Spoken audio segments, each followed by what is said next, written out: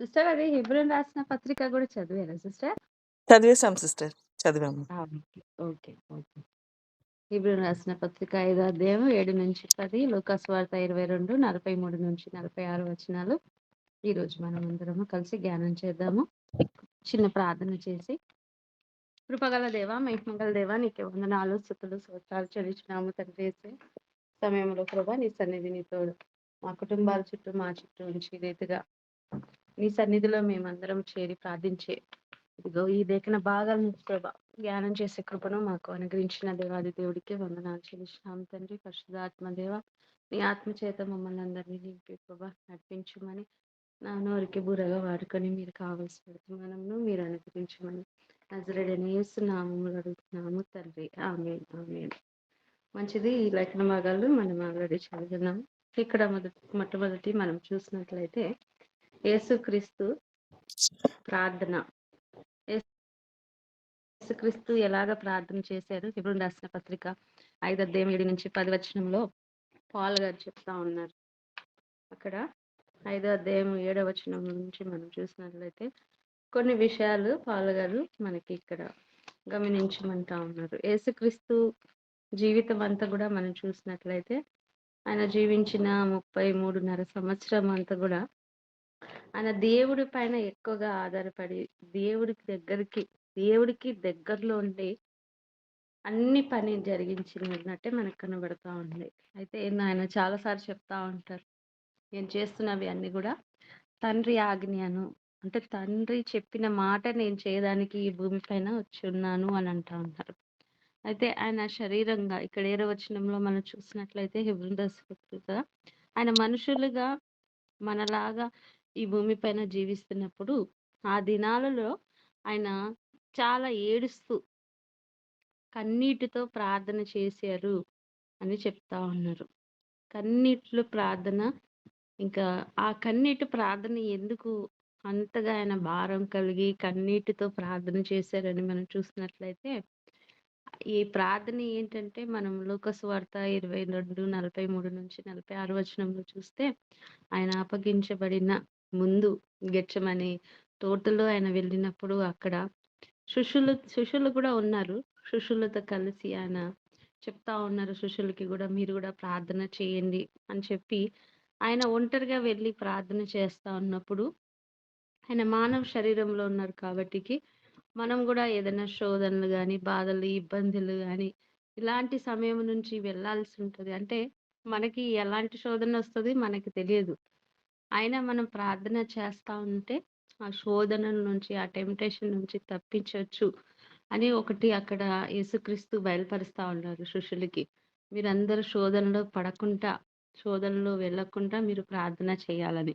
మొట్టమొదటి మనం ఈ హెబ్రోను రాసిన పత్రికలో చూసినట్లయితే ఆయన మనుషులుగా, తర్వాత మనుషులు మానవుల ఆలోచన ఎలా ఉంటది, ఇవి ఏదైనా ఇబ్బంది వచ్చినప్పుడు, ఏదైనా శ్రమలు వచ్చినప్పుడు, ఏదైనా అనుకోలేని పరిస్థితులు వచ్చినప్పుడు చాలా సఫరింగ్ అవుతా ఉంటాం. ఆ సఫరింగ్ లో కూడా ఆయన ఏం చేస్తున్నారంటే ఆయనకి తెలుసు ఏంటంటే ఇప్పుడు ఈ రాత్రి నేను అప్పగించబడిన తర్వాత రేపటి నుంచి, ఈ రోజు నుంచి నాకు వాళ్ళు బాగా శ్రమలు పెడతారు, ఇబ్బంది పెడతారు, కొడతారు, తిడతారు, ఉమ్ముతారు. అన్ని అవమానాలు అన్ని భరించుకుంటూ, అవమానం అన్ని భరించుకుంటూ, తర్వాత దెబ్బలు భరించుకుంటూ, కొల్లా దెబ్బలు ఎలా ఆయనకి హింసించబడుతుంది ఆయనకి అన్ని తెలుసు. అందుకోసమే ఆయన ఇంకా భారం కలిగి ప్రభువా కన్నీటితో ప్రార్థన చేస్తూ దేవుడికి అడుగుతున్నారు ఏంటంటే, నీ చిత్తమైతే ఈ గిన్నె నా నుంచి తొలగించుము అని ప్రార్థన చేస్తా ఉన్నాం. అంటే మనుషులుగా మనం కూడా చేస్తా ఉంటాం కదా, ఏదైనా ఇబ్బందుల్లో ఉన్నప్పుడు ప్రభువా నీ చిత్తమే జరిగించు, అయినా నీకు ఇష్టమైతే జరిగించు అని అన్నట్టే యేసుక్రీస్తు కూడా అక్కడ ప్రార్థన చేస్తున్నది ఏంటంటే, ఈ శ్రమల నుంచి, ఈ బాధల నుంచి, నేను వెళ్ళాల్సింది ఈ పరిస్థితుల నుంచి నీ చిత్తమైతే నన్ను పిలిపించు అని అడుగుతా ఉన్నారు. ఎందుకు? యేసుక్రీస్తుకి అన్నిటిపైన అధికారం ఉంది కదా. యేసుక్రీస్తు చెప్తా ఉన్నారు, తండ్రి నాకు ఇచ్చిన అధికారము అన్నిటిపైన ఉందని. ఆయనకి అంత అధికారం ఉన్నా ఆయన కావాలంటే ఈ శ్రమలు గానీ, ఈ ఇబ్బందులు గానీ, ఈ పరిస్థితులు గానీ ఆయన తొలగిపోవచ్చు. కానీ ఆయన చెయ్యట్లేదేది.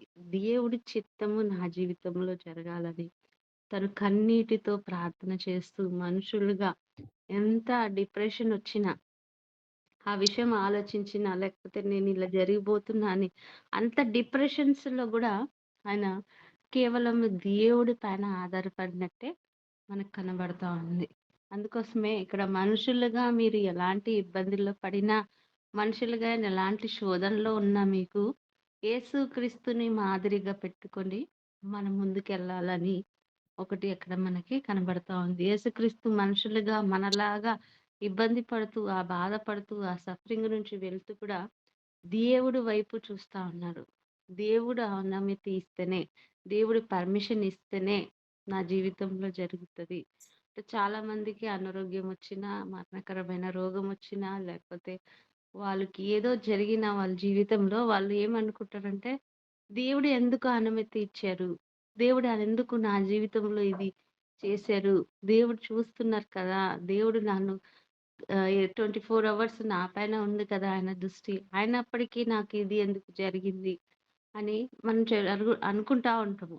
గానీ అది దేవుడు ఒకటి నేర్పించడానికి, లేకపోతే ఆ శోధన ద్వారా ఇంకొక మంచి ఘనతను మనకి ఇవ్వడానికి దేవుడు అది అనుమతిస్తారని మనం గ్రహించాలి. ఎందుకంటే యేసుక్రీస్తు ఎంత ఇబ్బంది పడ్డాడు, ఎంత ఏడ్చారు, ప్రార్థన చేశారు. లూకాసు వార్తలో ఆయన ఎంతగా డిప్రెషన్‌లో పోయినారంటే, ఆయన చెమట అంత రక్తంగా మారిపోయిన అంత డిప్రెషన్‌లో పోయినారు. మామూలు డిప్రెషన్ కాదు. మామూలు ఆహ్, హై బీపీ కాదాయనకి. అంత డిప్రెషన్‌లో ఆయన పోయినారు. అందుకోసమే మనము కల్వరి సిలువలో ఆయన బలియాగమైతున్నప్పుడు పలికిన 7 మాటలలో ఒక మాట, "తండ్రి, తండ్రి నా చెయ్యి ఎందుకు విడిచితివి" అని మాట ఆయన చెప్పినప్పుడు బాగా ఏడ్చినారు. ఆ సమయంలో గూడా బాగా డిప్రెషన్‌లో వెళ్ళినారంట. ఎంత డిప్రెషన్‌లో పోయినారంటే, ఆ తండ్రితో ఎడబాట. అంటే ఆ తండ్రితో ఒక్క క్షణము ఆ తండ్రి వదిలేసినారు చెయ్యని ఆయనకి ఆయన గ్రహించినప్పుడు ఆయనకి ఎంత డిప్రెషన్‌లో తీసుకెళ్ళిందంటే, ఆయన నరాలన్నీ పగిలిపోయి దాంట్లో నుంచి రక్తం వచ్చిందంట. అంటే అంత డిప్రెషన్‌లో వెళ్ళినారన్న తండ్రితో ఎడబాట. అంటే ఎప్పుడు తండ్రి, కుమారు, పరిశుద్ధాత్మ దేవుడు ఎప్పుడు కలిసే ఉంటారు కదా! అని మన కోసము ఆయన కల్వరి సిలువలో మన పాపం అంతా గూడా ఆయన పైన వచ్చినప్పుడు పాపం ఉన్న దగ్గర పరిశుద్ధుడు దేవుడు ఉండరు కాబట్టి ఆయన మనుషులుగా అన్ని పాపము ఆయన పైన వేసుకున్నప్పుడు తండ్రి అయిన దేవుడు తన చెయ్యి విడిచారు అని ఆ ఒక్క మాటకి ఆయన ఎంత డిప్రెషన్‌లో పోయి, అంత గూడా రక్తం అంతా పోయి, ఆ నరాలన్నీ పగిలిపోయి, అంత డిప్రెషన్‌లో ఆయన ఉన్నారు. నిజంగా దేవుడు ఎడబాట. ఒక్క క్షణం గూడా దేవుడు మనకి విడిచిపెట్టేస్తే మనం గూడా బతకలేము. ఎందుకంటే దేవుడితో ఎడబాటు మనం అసలు ఊహించలేము. అలాంటి మనం ప్రతిరోజు, ప్రతి క్షణము దేవుడితో కనెక్ట్ అయ్యి ఉండాలంటే, మనకి దేవుడికి కనెక్ట్ చేసేది ఒకటే ఒకటి దేవుడితో మనం మాట్లాడే ప్రార్థన. 2 దేవుడి వాక్యము. వాక్యంతో, ప్రార్థనలతో మనం దేవుడితో ఎప్పుడు కనెక్ట్ అయ్యి ఉంటాం. ఆ ఎ ఎప్పుడు కనెక్ట్ అయ్యి ఉండాలని అంటా ఉన్నారు. ఆ ఎడబాటు యేసుక్రీస్తు తట్టుకోలేక ఎంత డిప్రెషన్‌లో పోయినారు. ఇక్కడ ఈ శ్రమలు రాకముందు నేను ఆ శ్రమల గుండా వెళ్ళాలని అప్పుడు గూడా బాగా డిప్రెషన్ అయ్యి, ఆయన చెమట రక్తంగా మార్చినట్టే మనకి కనబడతాం. మొట్టమొదటి పాయింట్ యేసుక్రీస్తు మనుషులుగా మన కొరకు ఆయన శ్రమలు సహించడానికి ఉన్నారు గానీ, ఆయనకి ఆ శ్రమల నుంచి ఆహ్, 2 ఆ 2 డేస్ ఆయనకి ఇక్కడి నుంచి అక్కడ, అక్కడి నుంచి ఆ ప్రీస్ట్ నుంచి ఆ రాజు దగ్గర, ఈ రాజు దగ్గర ఈ 2 రోజుల్లో ఆయన ఆయనకి తట్టుకోడానికి, ఆ ముందు వెళ్ళడానికి శక్తి కావాలి. అందుకోసమే ఆయన ఆ ఏడుస్తూ కన్నీటి ప్రార్థన చేసినప్పుడు లూకాసు వార్తలో అంటా ఉన్నారు. దేవుడి దూత వచ్చిందంట. దేవుడి దూత ఎందుకొచ్చిందక్కడ అనంటే యేసుక్రీస్తుని బలపరచడానికి, యేసుక్రీస్తుని స్ట్రెంత్ ఇవ్వడానికి అక్కడ దేవుని దూతొచ్చి దేవుడితో మాట్లాడినట్టే మనకి కనబడతోంది.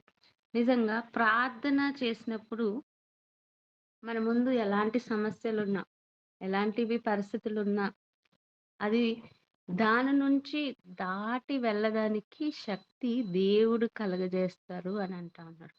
నిజంగా ఆయన గూడా మనుషుల్లాగా మనలాగా ఇబ్బంది పడ్డారు, బాధపడ్డారు. అరే! నేనిక్కడి నుంచి ఎలా వెళ్ళగలను?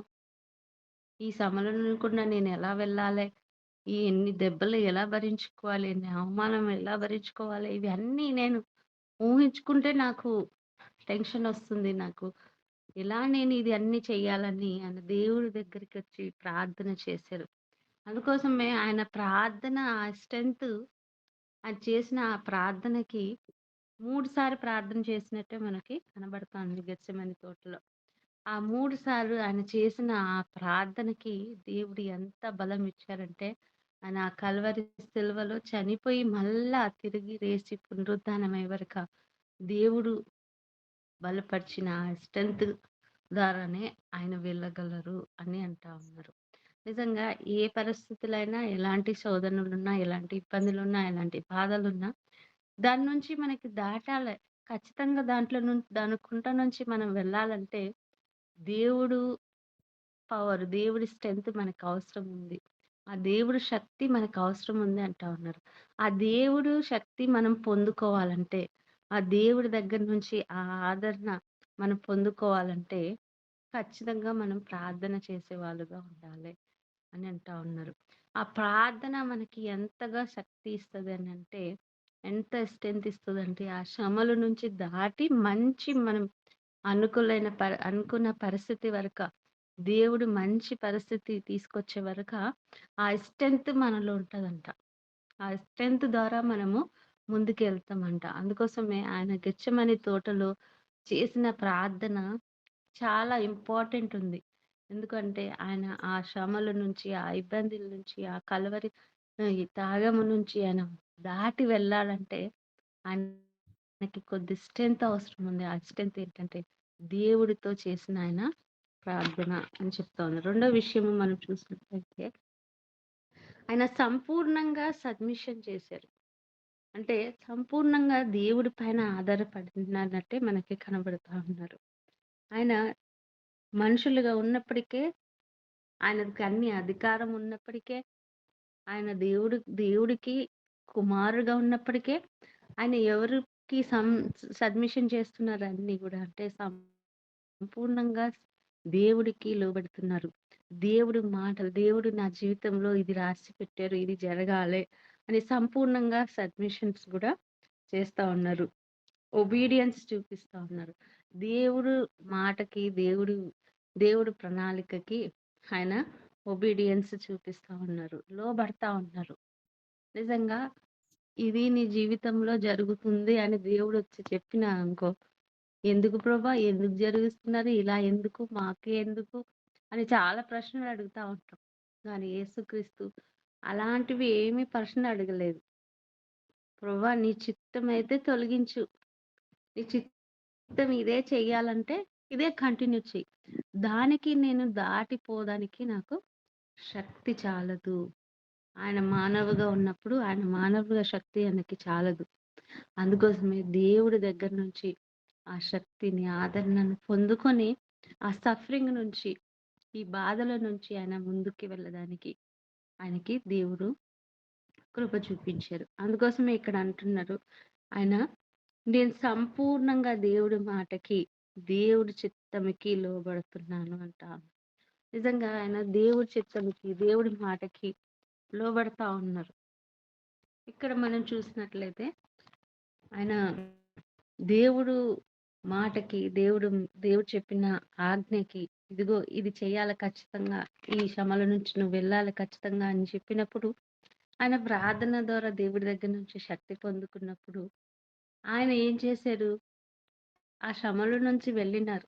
ఆ బాధల నుంచి వెళ్లారు. ఆ అవమానం నుంచి వెళ్లారు. వెళ్ళిన తర్వాత దేవుడు అంటున్నారు, ఆయనకి ఒక గొప్ప 9 వచనంలో, ఆయన లోకమంతటికి రక్షకుడుగా దేవుడు ఆయనని నియమించారు. అంటే ఆయన ఆ శ్రమల నుంచి, ఆ ఇబ్బందుల నుంచి, ఆ బాధల నుంచి ఆయన తట్టుకొని బయటికొచ్చినప్పుడు, ఈ జీ ఈ లోకంలో ఉన్న ప్రతి ఒక్కరికి ఇంటర్నల్ లైఫ్ నిత్య జీవముకి వారసుడుగా, రక్షకుడుగా ఆయనని నిలబెట్టారు. నిజంగా ఆయన ఆ శ్రమలు నేను చేయలేను ప్రభా అని చెప్పి వెనక అడుగు వేసినట్టే. అయితే మనందరికీ రక్షణ వచ్చేది కాదు. మనందరికీ నిత్య జీవం వచ్చేది కాదు అని చెప్తా ఉన్నారు. అంటే ఆయనకి ఒక గొప్ప బహుమానంను దేవుడు కలుగజేశారు. ఎలా అనంటే ఆయన ఆ శ్రమలు, ఆ బాధలు, ఇబ్బందులు అన్నీ భరించుకుని బయటికెళ్ళినప్పుడు ఆయనకి అన్ని నామము కన్నా పై నామము ఆయనిచ్చారంట. యేసుక్రీస్తుకి అన్ని నామముల కన్నా పైనామం వచ్చింది.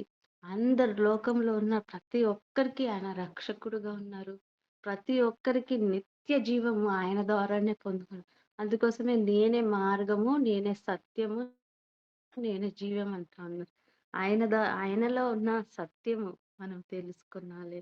ఆయనలో ఉంది మనకి మార్గం. ఆయనలో మనకుంది జీవం అని చెప్తా ఉన్నారు. అంత మాత్రమే కాదు. ఇక్కడ మనం చూసినంటే మెల్కీసెదెకు క్రమం చెప్పున హై ప్రీస్ట్‌గా గూడా ఆయనకి అధికారం ఇచ్చారు. అంటే ఒక యాజకుడుగా గూడా యేసుక్రీస్తుకి నిలబెట్టారు. అయితే మనకొచ్చిన చిన్న చిన్న సమస్యలైనా, చిన్న అనారోగ్యమైన, ఏదైనా బాధలైనా, ఇబ్బందులైనా, కుటుంబం నుంచి, బయట నుంచి, ఎక్కడి నుంచి ఏది శోధనలొచ్చినా మనం భయపడొద్దు అని అంటా ఉన్నారు. భయపడకుండా మనం ఏం చేయాలంటే, ఆ శోధన నుంచి మనం దాటిపోవడానికి మనకి శక్తి, సామర్థ్యము, జ్ఞానము అవన్నీ కావాలంటే మనము దేవుడి సన్నిధిలో ప్రార్థన చేయాలి అంటా ఉన్నారు. అందుకోసమే యేసుక్రీస్తు అక్కడ వాళ్ళ శిష్యులకి చెప్తా ఉన్నారు. మత్తులవ్వకండి, నిద్రపోకండి. మీరు ప్రార్థన చేయండి. శోధనలో పడకుండా ప్రార్థన చేయండంట. శోధనలో పడొచ్చు. శోధన నుంచి దాటిపోవడానికి మనకి శక్తి, మన శక్తి, మన సామర్థ్యము, మన జ్ఞానం సరిపోదు. దేవుడు జ్ఞానము, దేవుడు శక్తిని, దేవుడి బలము మనకి కావాలె. ఇవన్నీ మనకి కావాలంటే మనం గూడా యేసుక్రీస్తు చూపించినట్టు ప్రార్థన మనం గూడా చేయాలి. అందుకోసమే పాల్ గారు గూడా ఆయన పత్రికల్లో చెప్తా ఉంటారు.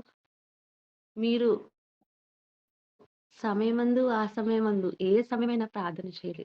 మేలుకొని ఉండి ప్రార్థన చేయండి అని అంటా ఉన్నారు. మేలుకొని ఉండి ప్రార్థన చేయనంటే మనం కాన్షియస్‌గా ఉండాలి. చాలామంది ప్రార్థన చేస్తున్నప్పుడు కళ్ళు మూసుకొని ప్రార్థన చేస్తున్నప్పుడు చాలామంది నిద్రపోతారు. చాలామంది ఆ కళ్ళు మూసుకొని ప్రార్థన చేసినప్పుడు వాళ్ళు ఏం చేస్తున్నారో వాళ్ళకి తెలియదు. చేసినది చేస్తా ఉంటారు. ఒకరి గురించి ప్రార్థన చేసి మళ్ళా కొద్దిసేపుకి వాళ్ళ గురించే ప్రార్థన చేస్తా ఉంటారు. లేకపోతే వాళ్ళకి ఇష్టమైన వాళ్ళు చాలామంది ఎవరున్నారో వాళ్ళ గురించే ఎక్కువగా ప్రార్థన చేస్తా ఉంటారు. అలా కాదు. అందుకోసమే మేలుకునే ప్రార్థన ఏంటంటే కాన్షియస్‌గా ఉండాలి. మనం ఎవరి కోసం ప్రార్థన చేస్తున్నాము? దేనికోసం ప్రార్థన చేయాల్సుంది? దేవుడు వాళ్ళకి ఎలా సహాయం చేయాలి? అంటే కాన్షియస్‌లో ఉండి మనము దేవుడితో మాట్లాడాలి అని అంటారు. ఎందుకంటే మనం చూడండి ఒక ఎమ్మెల్యే గాని, ఒక సీఎం దగ్గర గాని, లేకపోతే ఒక పెద్ద మినిస్టర్ దగ్గరికెళ్లి మాట్లాడాలంటే ఎంత విధేయత, ఎంత జాగ్రత్తగా మాట్లాడుతున్నాం. ఎందుకు ఏదైనా తప్పు మాట్లాడకూడదు అని. అంతా అన్నీ సృష్టించిన దేవుడి దగ్గరికి వెళ్లి కళ్ళు మూసుకొని మత్తులో ఉన్నట్టే, లేకపోతే నిద్రలో ఉన్నట్టే ఏది నోరికొచ్చిందో అది వాళ్ళ కోసమే చేసుకుంటూ అలా వెళ్ళొద్దు. అలా చేయొద్దు ప్రార్థన అంటా ఉన్నారు. ప్రార్థన చేసినప్పుడు కాన్షియస్‌గా చేయాలె. మేలుకొని ప్రార్థన చేయాలె. శోధనలో పడకుండా ప్రార్థన చేయాలె. మన ప్రార్థన సమయం లేదు. ఈ సమయంకే చేయాలి, ఆ సమయంకే చేయాలి కాదు. అలా ప్రార్థన ఏ సమయమైనా చేయొచ్చు. కానీ ఒక నిర్దిష్టమైన సమయం మనం పెట్టుకొని 9-9:30, 10-11 ఇలా మనం టైమింగ్ పెట్టుకొని ప్రార్థన చేసినప్పుడు, ఆ సమయమందు ఖచ్చితంగా దేవుడి సన్నిధిలో మనం కనబడాలి. దేవుడి సన్నిధిలో మనము ప్రార్థన చేసేవాళ్ళుగా ఉండాలి. అయితే ఈ లేఖన భాగాల ద్వారా లూకా సువార్త 22:43 వచనము, హెబ్రోను రాసిన 5 అధ్యాయము 7-10 వచనాల ద్వారా మనకి ఒక గొప్ప ఆదరణ ఏంటి అంటే, మనం ఎలాంటి పరిస్థితుల్లో ఉన్నా, ఎలాంటి సమయంలో ఉన్నా గానీ, మనకి ఒక గొప్ప ఆదరణ ఎలా కలుగుతదంటే, దేవుడితో మనం మాట్లాడినప్పుడు, దేవుడితో మనం ఆ క్వాలిటీ సమయము దేవుడికిచ్చినట్లయితే, ప్రార్థన చేసినట్లయితే, దేవుడు ఖచ్చితంగా మనకి సహాయం చేస్తారు. ఆ శోధన నుంచి నువ్వు వెళ్ళాలని దేవుడు రాసిపెట్టినా, ఆ శోధన నుంచి వెళ్ళడానికి దేవుడు మనకి శక్తి, ఆయన శక్తి, సామర్థ్యము, జ్ఞానము మనకి కలుగజేస్తారని ఈ లేఖన భాగాల ద్వారా మనకి బయలుపరుస్తా ఉన్నారు.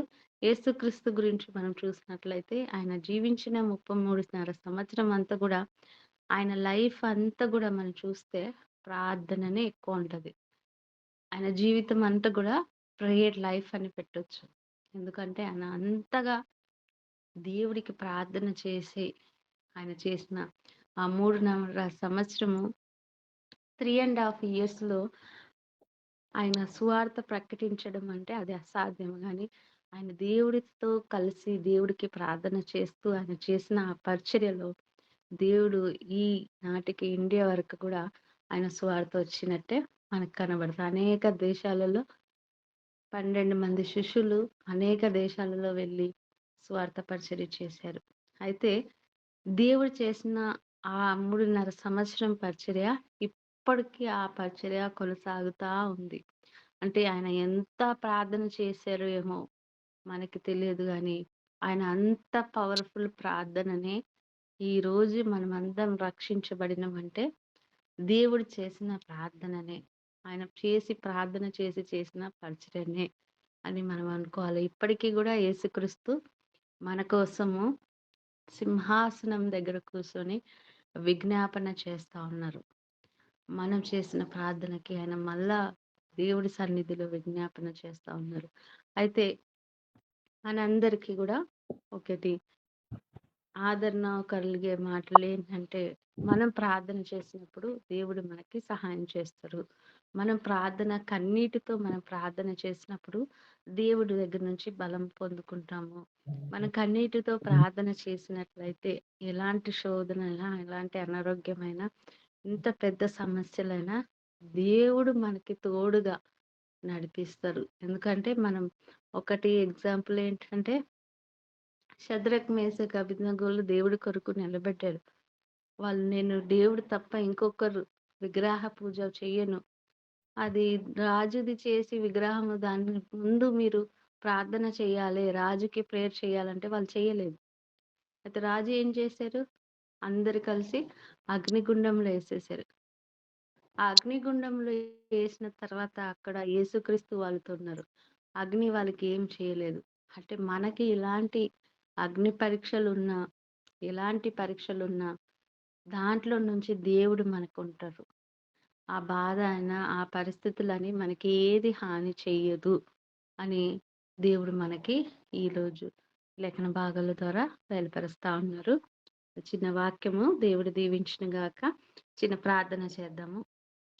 కృపగల దేవ, మహిమగల దేవ, నీకే వందనాలు, స్తుతులు, స్తోత్రాలు చెల్లిస్తున్నాం తండ్రి. ఇదిగో ప్రభా, మీరు చేసిన ఈ ప్రార్థన ద్వారా ప్రభా మా అందరికి గొప్ప ఆదరణను, గొప్ప శక్తిని తండ్రి యేసయ్య కలుగజేస్తున్న దేవుడవు ప్రభా. అవును ప్రభా, మేము కూడా తండ్రి మీ సన్నిధిలో వచ్చినప్పుడు కన్నీటి ప్రార్థన చేసినప్పుడు మీరు మాకు బలమును, శక్తిను, సామర్థ్యమును, జ్ఞానమును ప్రభా, నీ తోడును ప్రభా ఉంచుతారని సెలవిస్తున్న దేవుడవు ప్రభా. అవును తండ్రి, షద్రక్, మేషక్, అబేద్నెగోలు అగ్నిలో వెళ్ళినప్పుడు ప్రభా మీరు తోడుగా ఉన్నారు. అగ్ని కూడా ఏమి చేయలేదు ప్రభా. మేమందరం కూడా ఎలాంటి శోధనలు, ఎలాంటి బాధల్లో ఉన్నప్పటికీ ప్రభా మీ తోడు, మీ సహాయం మాకు అవసరం ఉంది ప్రభా. మేమందరము ఇక్కడ విన్న వాక్యమును మా జీవితాల్లో కూడా ప్రభా ఎలాంటి పరిస్థితుల్లో మేము నీ సన్నిధిలో మొరపెట్టే బిడ్డలుగా ప్రభా, నీ సహాయమును పొందుకునే బిడ్డలుగా మమ్మల్ని అందరినీ ప్రభా మీరు ఆశీర్వదించండి. ఇదిగో ప్రభా, మాకు ఈ శ్రమల ద్వారా, ఈ ఇబ్బందుల ద్వారా ప్రభా ఒక గొప్ప బహుమానమును ప్రభా, ఒక గొప్ప మేలులు మా జీవితాల్లో కూడా మీరు చేస్తారని సెలవిస్తున్న దేవుడవు నీకే వందనాలు, స్తుతులు, స్తోత్రాలు చెల్లించుకుంటూ ఈ చిన్న ప్రార్థన సర్వశక్తి గల యేసు నామములో అడుగుతున్నాము తండ్రి. ఆమేన్. ఆమేన్. Praise the lord.